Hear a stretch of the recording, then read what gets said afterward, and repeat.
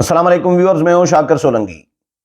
Viewers, Imran Khan کے توہین عدالت کیس کے حوالے سے اہم خبر شیئر کرتا چلوں کہ 25 مئی کو جو عمران خان نے توہین عدالت کی تھی اور عدالتی حکم نہیں مانا تھا کہ ڈی چوک میں نہیں جائیں گے، یہ عدالت نے حکم دیا تھا، اس کے بعد بھی اعلانات کرتے رہے کہ جی کارکنان ڈی چوک پہنچے، ہماری منزل جو ہے ریڈ زون ہے، ڈی چوک ہے۔ اس پہ توہین عدالت کا کیس سپریم کورٹ میں چل رہا ہے۔ عمران خان نے جھوٹا ایک جواب جمع کرایا تھا، میں نے بھی اس کو جھوٹا قرار دیا تھا کیونکہ ثبوت موجود ہیں، ویڈیوز موجود ہیں، ٹائمنگ موجود ہے۔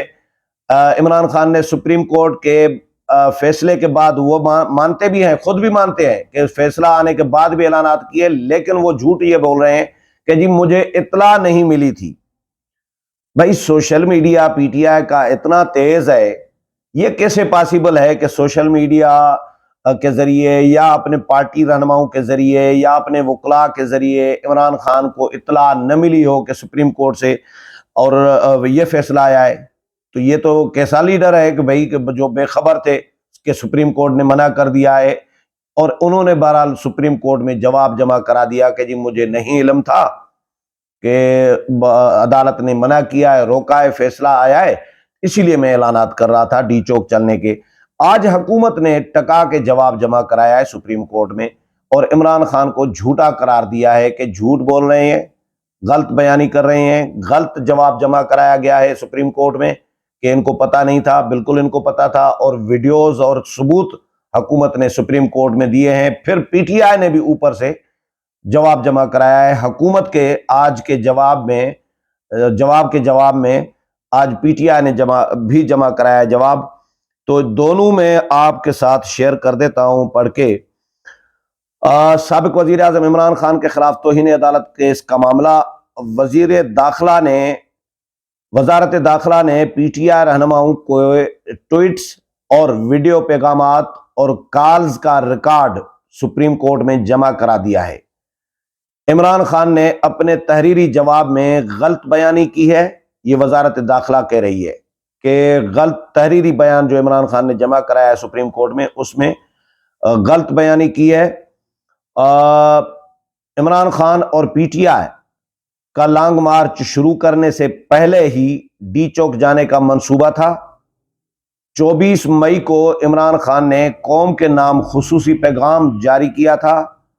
25 مئی کی صبح پی ٹی آئی کے آفیشل اکاؤنٹ سے ڈی چوک میں حقیقی آزادی مارچ میں شرکت کی دعوت دی گئی تھی۔ پی ٹی آئی کے رہنما فیصل جاوید، شیری مزاری اور منزہ حسن نے بھی ڈی چوک جانے کے لیے ٹویٹس کی۔ یہ ٹویٹس جو ہیں وہ عدالت میں آج سپریم کورٹ میں جمع کرائی گئی ہیں، ویڈیوز بھی، کال ریکارڈنگز بھی، کہ یہ ان کا ڈی چوک جانے کا منصوبہ تھا اور یہ غلط بیانی کی ہے انہوں نے۔ اب 25 مئی پی ٹی آئی کا کہنا تھا کہ اسد عمر نے H9 گراؤنڈ جانے کی ہدایات دیں، یہ حقائق کے برعکس ہے۔ یہ پی ٹی آئی جو کہہ رہی ہے کہ اسد عمر نے H9 گراؤنڈ جانے کی ہدایات کی تھی، یہ بھی حقائق نہیں ہے، حقیقت نہیں ہے، سچ نہیں ہے۔ 25 مئی کی سپہر عمران خان نے کنٹینر سے کی گئی اپنی 2 تقاریر میں ڈی چوک جانے کے عزم کا اظہار کیا۔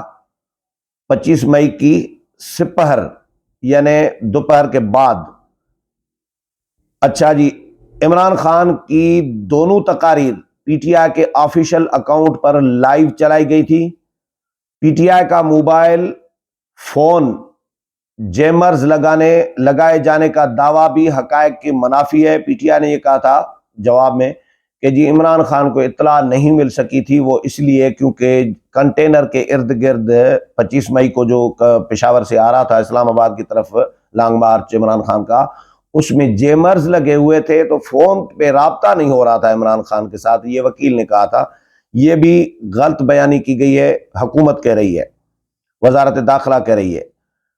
شواہد موجود ہیں کہ پی ٹی آئی مارچ کے دوران کنٹینر سے مسلسل سوشل میڈیا استعمال کیا گیا۔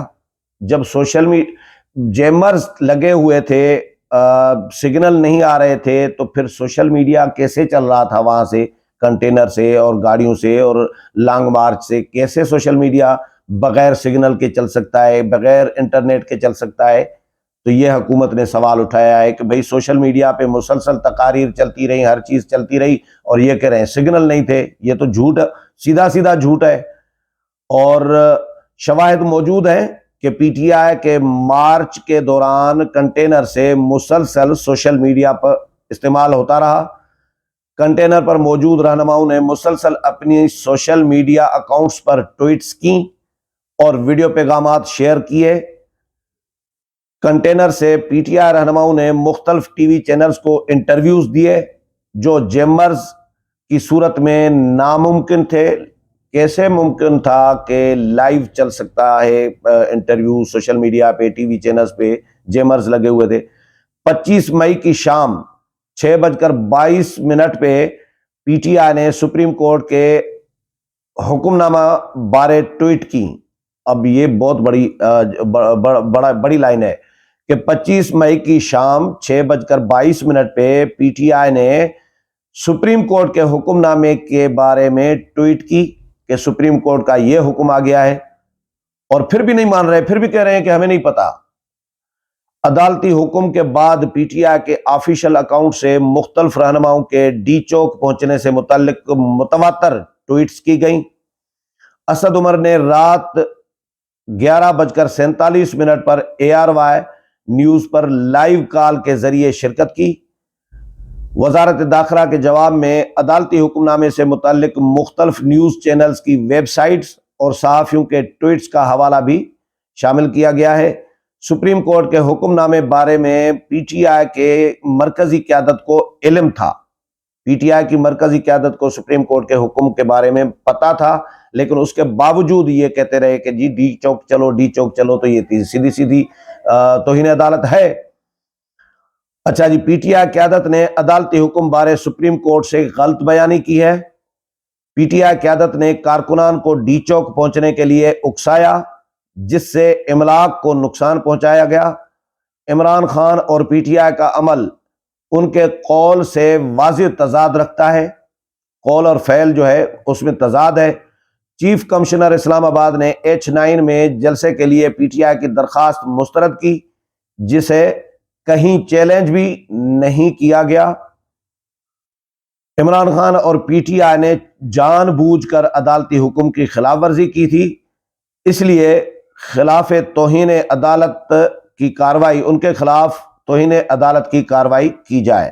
یہ وزارت داخلہ کی درخواست ہے۔ اب عمران خان نے بھی اضافی جواب الجواب جمع کرا دیا ہے، یعنی اس وزارت داخلہ کے جواب پر پھر عمران خان نے جواب جمع کرا دیا ہے سپریم کورٹ میں، اور وہ کہتے ہیں کہ جی اچھا، بابر امان اور فیصل چودھری اپنے جواب میں مجھے اطلاع کرنے کے حوالے سے معذوری ظاہر کر چکے ہیں۔